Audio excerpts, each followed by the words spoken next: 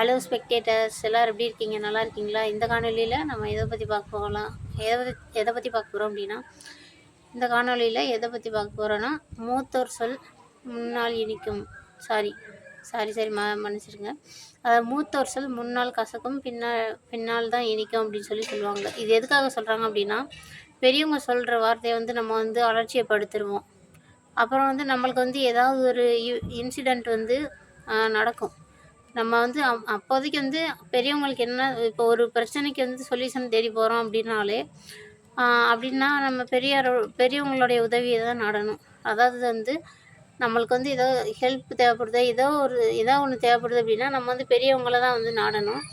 அப்போ அவங்க சொல்லுவாங்க, இந்த மாதிரி அட்வைஸ் பண்ணுவாங்க. இந்த வழியில் போனால் நல்லது, நீ இந்த வழியில் போனால் நல்லது இல்லை அப்படின்னு சொல்லுவாங்க. ஆனால் நம்ம அவங்களோட பேச்சை கேட்குறது இல்லை, பெரியவங்க சொல்கிற பேச்சை தட்டி கழிச்சிடுறோம்.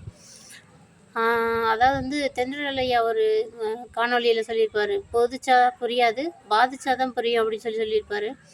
ஸோ நம்ம அதாவது முதியவர்களின் சொல் நம்மை புண்படுத்துவதற்காக அல்ல, நம்மை பண்படுத்துபவையே அப்படின்னு நான் உறுதியாக சொல்லுவேன்.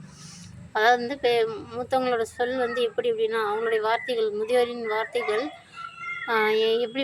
எப்படின்னா, முதியோரின் வார்த்தைகள் உன்னை புண்படுத்துவதற்காக அல்ல, உன்னை பண்படுத்துவதற்காக. பண்புனா நல்ல குணங்களை வளர்த்து விடுவதற்காக வேண்டி தான் அவங்களோட சொற்கள் இருக்குமே தவிர, உங்களை சின்ன பிள்ளைங்களை கஷ்டப்படுத்தணும், புண்படுத்தணும் அப்படின்னு சொல்லி யாரும் உங்களை சொல்ல மாட்டாங்க. எந்த முதியோருமே நீங்கள் பண்படணும்னு சொல்லி தான் அந்த ஒரு விஷயத்த உங்கள்கிட்ட சொல்லியிருப்பாங்க. அதனால் நம்ம என்ன பண்ணுறோன்னா, மூத்தவங்களுடைய பேச்சை கேட்கணும், அவங்க என்ன சொன்னாலும் கேட்கணும்.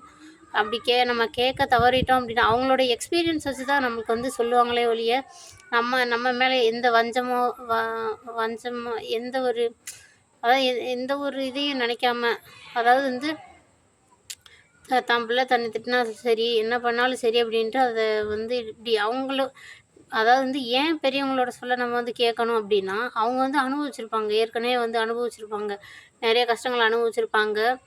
அதாவது இப்போ ஏஜ் அப்படிங்கிறது எல்லாருக்குமே காமனான ஒன்று தான். ஆனால் அந்தந்த ஏஜ் அவங்க நம்மளோட ஏஜை தாண்டி போனதுனால, நம்மளோட ஏஜில் எப்படி இருந்தாங்க அப்படின்னு அவங்களுக்கு ஒரு அனுபவம் இருக்கும். இந்த அனுபவத்தை நம்ம சொன்னால் நம்மளோட பிள்ளைங்க, நம்ம சந்தேகம் நல்லா இருக்குமே அப்படின்னு சொல்லி தான் அவங்க சொல்லுவாங்க. அதனால் முதியோர்கள் சொல்கிற பேச்சை நம்ம கண்டிப்பாக கேட்கணும். அதை தட்டி கழிச்சோம் அப்படின்னா நம்மளுக்கு தான் கஷ்டம். ஸோ நீங்கள் எப்போதும் மனசில் ஞாபகம் வச்சுக்கக்கூடியது என்ன அப்படின்னா, மூத்தோரின் சொல் முன்னால் கசக்கும், பின்னால் இனிக்கும் அப்படின்னு சொல்லுவாங்க. அதாவது நமக்கு அவங்க சொல்கிறப்பயே நம்ம அவங்க அவங்க சொல்கிறப்பயே நம்ம கேட்டுட்டோம் அப்படின்னா, அவங்க சொல்கிறது நம்மளுக்கு முன்னாடி நல்லதாக தான் தெரியும், நமக்கு எல்லாமே நல்லதாக தான் நடக்கும். அப்போ இன்னொரு விஷயம் ஞாபகம் வச்சுக்கோங்க, உங்களை புண்படுத்துறதுக்காக அவங்க பேசலை, உங்களை பண்படுத்துறதுக்காக தான் பெரியவர்கள் சொல்கிறாங்க, ஏதோ ஒரு அறிவுரை கூறுறாங்க அப்படின்னு ஞாபகம் வச்சுக்கோங்க. அவ்வளோதான் ஃப்ரெண்ட்ஸ். இப்போ நம்ம அவங்கள மதித்து ஒரு விஷயம் சொல்கிறாங்க அப்படின்னா, சரின்னு கேட்டோம் அப்படின்னா வாழ்க்கையில் என்றைக்குமே முன்னேறலாம். அதாவது அனுபவம் சிறந்த ஆசான் அப்படின்னு சொல்லுவாங்க. அதனால் அனுபவப்பட்ட யார் என்ன சொன்னாலும் அதை நமக்கு பெரியவங்களாக இருந்தாங்க நம்ம ஏற்றுக்கிறது நல்லது. எப்பொருள் யார் யார்வாய் கேட்பினும் அப்பொருள் மெய்ப்பொருள் காண்பது அறிவு அப்படின்னு சொல்லுவார் வள்ளுவர்.